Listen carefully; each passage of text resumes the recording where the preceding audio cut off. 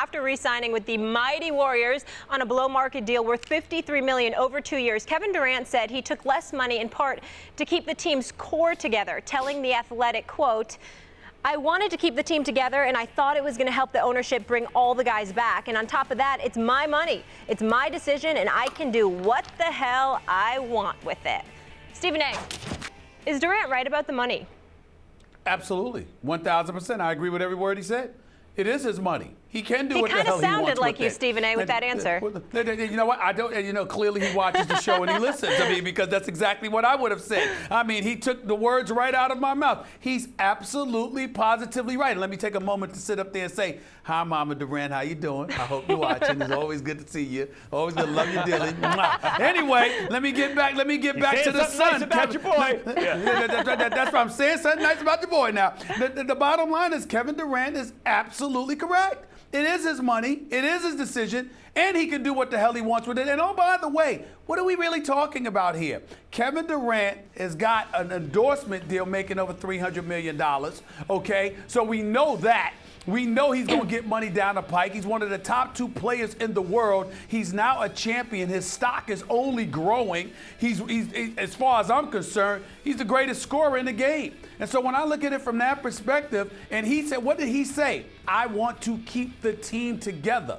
So in other words, the Iguodala's of the world, the Sean Livingstons of the world, along with a Steph Curry or Klay Thompson. He knew that Steph Curry deserved every penny he got, because Steph Curry had been there all this time, paying his dues within the organization. So he didn't have to sit up there and shave anything. He deserved that max deal. Get that $207 million contract with the 15% trade kicker, by the way. We understand that that's exactly what Steph Curry deserved, and he got it. Kevin Durant is saying, "I just got here, and I want to keep these guys together. I don't want us in a position where we got to lose anybody right now, because chemistry and camaraderie is paramount." He would know, and I applaud his decision, and I respect his words, because he's right on the money.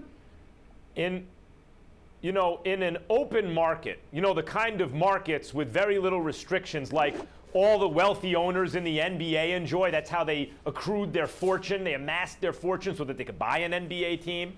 In an open market, Kevin Durant would be paid $100 million at least, Stephen A., something like that. If all the teams could bid whatever they wanted, you don't think the Knicks or the Lakers would get up to $100 million? I think they would, at least. What you mean? Are you saying per year? You saying per year? Oh yeah. Sure. Oh yeah. Absolutely. I mean, Kevin Durant. Yeah. Kevin Durant is worth more than anyone in this league outside of LeBron James.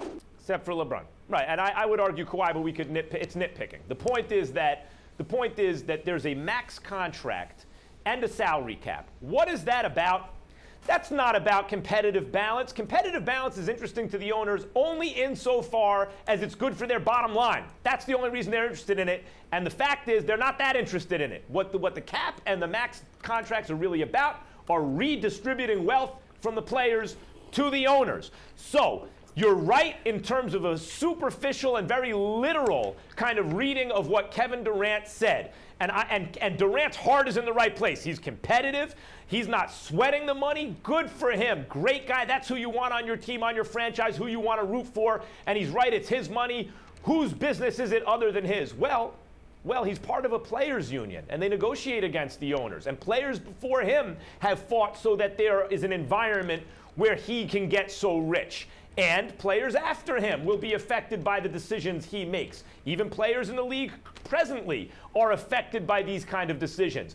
A max contract unfairly limits what he can make per year in the first place. But then the cap is designed so that if he wants to play on a great team, he has to take even less than the max contract, handing that money back to the owners. The owners have created a situation where the players have to not only artificially take less than their worth, but then if they're competitive, have to give even more money back, even redistribute even more wealth toward the owners. Now, is that a big deal to people listening to me right now? If you're driving a truck right now, are you sweating that? No. These guys are all rich beyond your imagination, right? And that includes Kevin Durant.